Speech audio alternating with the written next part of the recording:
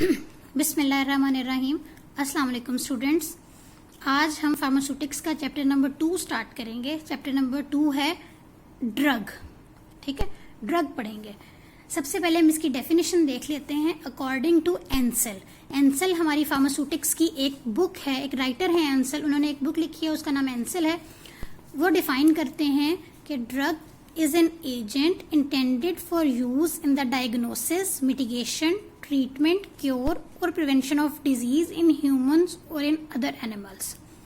सबसे पहले बात, being a pharmacy student, आप लोगों को ड्रग की डेफिनेशन बहुत अच्छे से याद होनी चाहिए, बिल्कुल उस तरह जिस तरह आपको आपका नाम याद है। ठीक है, जब भी आपसे पूछी जाए आपको सोचना ना पड़े, ये सबसे अहम बात थी। N agent intended for use in the diagnosis, कोई भी ऐसा सब्सटेंस जो कि हम इस्तेमाल करते हैं डायग्नोसिस। डायग्नोसिस कहते हैं तशखीस करने को। ठीक है, उसके बाद है मिटिगेशन। मिटिगेशन क्या है? कोई भी ऐसा सब्सटेंस जो हम इस्तेमाल करें कि कितना नुकसान ये बीमारी दे सकती है। ट्रीटमेंट और क्योर कहते हैं इलाज को, और प्रिवेंशन एज अ वैक्सीन। तो फिर कोई भी ऐसा सब्सटेंस जो या तो तशखीस करे या इलाज करे या हम एज अ वैक्सीन इस्तेमाल कर सकें किसी भी बीमारी में, इंसानों में और जानवरों में। An agent intended for use in the diagnosis, mitigation, treatment, cure और prevention of disease in humans और इन अदर एनिमल्स। ये ड्रग हो गई। उसके बाद है क्लासिफिकेशन ऑफ ड्रग्स।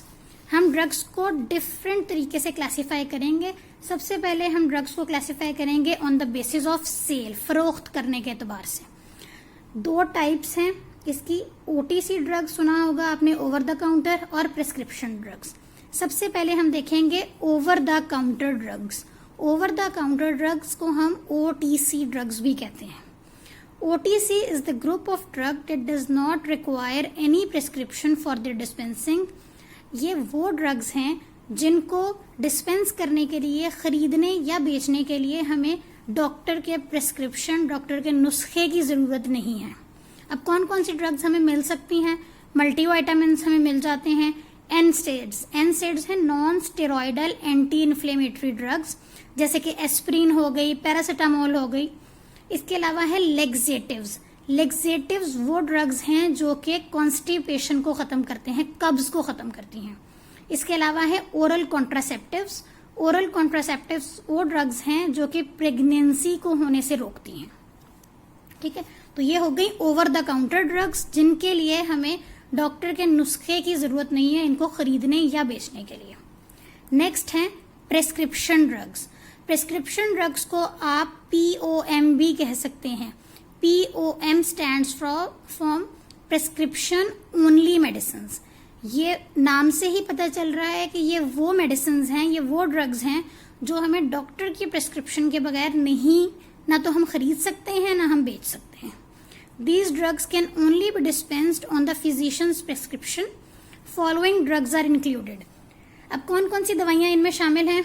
सबसे पहले एंटीबायोटिक्स। एंटीबायोटिक्स कौन सी दवाइयां होती हैं जो कि बैक्टीरिया को या तो किल करती हैं या उनकी ग्रोथ को रोकती हैं। उसके बाद है स्टेरॉइड्स। स्टेरॉइड्स कौन सी ड्रग्स हैं? जो कि इम्यूनोसप्रेसेंट्स हैं। इम्यूनोसप्रेसेंट्स वो दवाइयां होती हैं जो कि आपकी इम्यूनिटी को, आपकी कुव्वत मुदाफियत को घटाती हैं, कम करती हैं। बेंजोडाइजेपिन्स और बार्बिचुरेट्स, ये वो क्लास ऑफ ड्रग है जो कि आपके सेंट्रल नर्वस सिस्टम को डिप्रेस करती है। आप एंजाइटी में यूज करते हैं, नींद ना आ रही हो तो उसमें इस्तेमाल करते हैं। उसके बाद है हाइपोग्लाइसीमिक एजेंट्स। हाइपोग्लाइसीमिक एजेंट्स वो ड्रग्स हैं जो कि आपके ब्लड के शुगर लेवल को कम करती हैं। ठीक है, जिनकी ब्लड शुगर हाई होती है वो हाइपोग्लाइसीमिक एजेंट्स लेते हैं। और नेक्स्ट है एंटी हाइपरटेंसिव्स। एंटी हाइपरटेंसिव्स वो ड्रग्स हैं जो कि ब्लड प्रेशर को लोअर करती हैं, कम करती हैं। नेक्स्ट है on the basis of sources. Sources का मतलब जिस तरीके से, जिस जरिए से हम उसको हासिल करते हैं, ये है सोर्सेज के बेस पे हम ड्रग्स को 3 टाइप्स में डिवाइड करते हैं। सबसे पहले है नेचुरल सोर्सेज, फिर है सेमी सिंथेटिक सोर्सेज और फिर है सिंथेटिक सोर्सेज। अगर नेचुरल सोर्सेज में हम देखें तो सबसे पहले है प्लांट सोर्स, फिर है एनिमल सोर्स, माइक्रोबियल सोर्स और मिनरल सोर्स। प्लांट सोर्सेस क्या है? वो ड्रग जो कि हम प्लांट से हासिल करते हैं, ठीक है, प्लांट का ओरिजिन होता है उनका. This is the group of drug that is obtained from plants. For example reserpine एक प्लांट है, रोवुल्फिया सर्पेंटिना, हम उससे हासिल करते हैं और ये करती क्या है? ये ब्लड प्रेशर को डिक्रीज करती है, ठीक है. नेक्स्ट ड्रग है सिनामेल्डिहाइड हम सिनामोमम लोरेरी, एक दारचीनी टाइप ड्रग है, पौधा है जहां से हम हासिल करते हैं और ये करती क्या है? नजला, जुकाम, डायरिया, डिफरेंट वाइड रेंज की बीमारियों में हम इसे यूज कर सकते हैं. लास्ट है डाइजॉक्सिन हम डिजिटेलिस लैनेटा से हासिल करते हैं और ये कार्डियक स्टिमुलेंट है, ये हार्ट रेट को बढ़ाता है, ठीक. नेक्स्ट है एनिमल सोर्सेस. वो ड्रग्स जो हम एनिमल सोर्स से हासिल करते हैं, वो हैं आपकी एनिमल सोर्स की ड्रग्स. जैसे इंसुलिन है, इंसुलिन क्या करता है? ब्लड के शुगर लेवल को कम करती है. सेक्स हार्मोन्स हो गए, थायरॉक्सिन हो गया, ये हम एनिमल सोर्स से हासिल करते हैं. नेक्स्ट है माइक्रोबियल सोर्स. ये वो ड्रग्स हैं या मेडिसिन हैं जो कि हम माइक्रो ऑर्गेनिज्म से हासिल करते हैं. इनमें एंटीबायोटिक्स हो गई, इंसुलिन हो गई, डिफरेंट वैक्सीन्स हो गई, ये सब हम माइक्रोबियल सोर्स से हासिल करते हैं.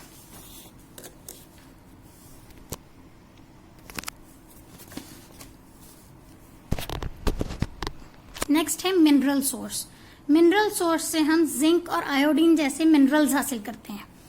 नेक्स्ट क्लास ऑफ ड्रग है सेमी सिंथेटिक ड्रग्स वो ग्रुप ऑफ ड्रग्स हैं that are synthesised by using combined sources of natural and synthetic world.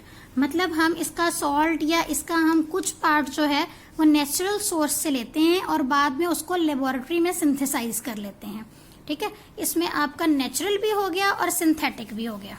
For example amoxicillin, सिफिक्जीम और सेफ्ट्राइक्सोन, ये तीनों एंटीबायोटिक्स हैं जो हम नेचुरल ओरिजिन से लेके उसे लेबोरेटरी में सिंथेसाइज करते हैं, डिफरेंट उसको फंक्शनल ग्रुप्स अटैच करके.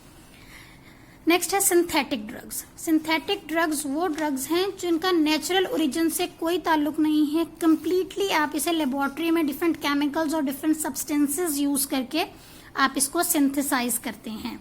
फॉर एग्जाम्पल पैरासीटामोल, ये जो आप पैरासीटामोल लेते हैं, एस्प्रिन, सिप्रोफ्लॉक्सासिन, सल्फोनामाइड ग्रुप भी एक एंटीबायोटिक का ग्रुप है. ये 4 वो एग्जाम्पल्स दी हुई हैं जो आप सिंथेटिक ड्रग्स हैं, लेबोरेटरी में प्रिपेयर होती हैं. इनमें आपने याद क्या करना है? आपको पता होना चाहिए सिंथेटिक ड्रग्स कौन सी हैं, सेमी सिंथेटिक कौन सी हैं, नेचुरल ओरिजिन से कौन सी हासिल की हैं. और इस चैप्टर में जो मेन चीज याद करने वाली है वो है types of the drug on the basis of sale, OTC drugs and POM. इसकी एग्जांपल्स आनी चाहिए बहुत अच्छे तरीके से, ठीक है. इसके बाद जो इस चैप्टर में मोस्ट इम्पॉर्टेंट चीज है वो है आप ड्रग्स की नेमिंग किस तरह करते हैं, नाम किस तरह दिए जाते हैं. किसी भी ड्रग को नाम देने के 3 तरीके हैं. सबसे पहला generic name. These are the names of the drugs that are given to them on the scientific basis. Official name है ड्रग का. आपने देखा होगा जब कोई आप टैबलेट या कोई सिरप अगर लेते हैं, एक नाम ऊपर लिखा हुआ होता है और एक नाम उसका ब्रैकेट में नीचे लिखा हुआ होता है. ये वही नाम है जो ब्रैकेट में नीचे लिखा हुआ होता है. ये ऑफिशियल नेम है ड्रग का. ये इसको इसकी साइंटिफिक बेसिस पे दिया जाता है, कोई ना कोई इसकी साइंसी वजह होती है. For example paracetamol, aspirin, ciprofloxacin, ये क्या है? ये आपके जेनेरिक नेम्स हैं. अगर आप पैरासीटामोल को देखें तो आपको बाजार में पेनाडोल के नाम से, डिस्प्रोल के नाम से, कालपोल के नाम से मिल जाएगी, लेकिन उन सब के अंदर ब्रैकेट में यही लिखा हुआ होगा कि ये पैरासीटामोल है. सेम इसी तरह एस्प्रिन, डिस्प्रिन है, स्कार्ड है, ये सारे इसके ब्रांड्स हैं, लेकिन एस्प्रिन इसका एक्टिव इंग्रेडिएंट है, मेन ड्रग है. Ciprofloxacin antibiotic. नेक्स्ट है नेमिंग का जो दूसरा तरीका है वो है ब्रांड नेम या trade name. These are the name of medicines that are given on the basis of their proprietorship. अब क्या है कि हम जिस तरह पैरासीटामोल, अगर पैरासीटामोल के नाम से ही मिलेगी तो कैसे पता लगेगा कि कौन सी कंपनी इसको ओन कर रही है?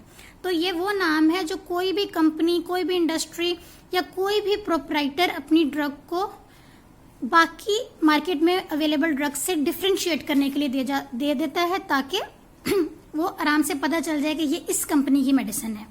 These names are given to identify the one product from other. एक प्रोडक्ट को दूसरे प्रोडक्ट से आइडेंटिफाई करने के लिए। ब्रांड नेम की वजह से ही हमें पता है कि डिस्प्रोल और कालपोल दो अलग ब्रांड्स हैं। अंदर सॉल्ट तो सेम है, एक्टिव इंग्रेडिएंट तो पैरासिटामोल ही है उसके अंदर।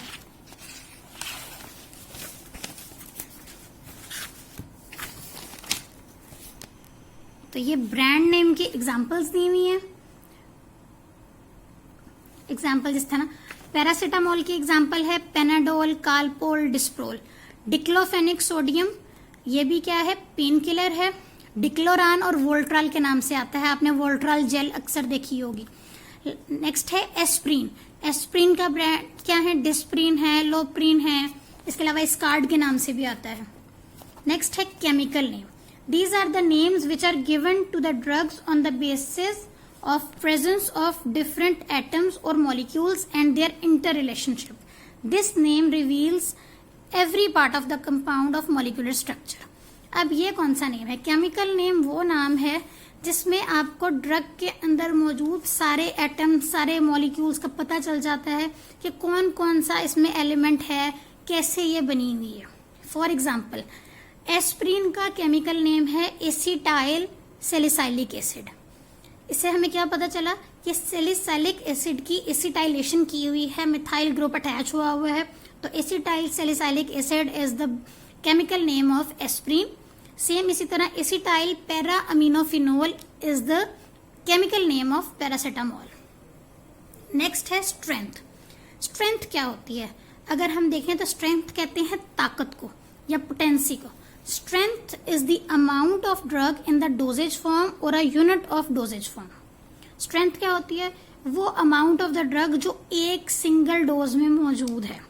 अगर आपने देखा हो पेनाडोल के ऊपर लिखा हुआ होता है पेनाडोल 500 मिलीग्राम्स, ठीक है। 500 मिलीग्राम्स का मतलब है कि इसके अंदर पैरासिटामोल की क्वांटिटी 500 मिलीग्राम्स है।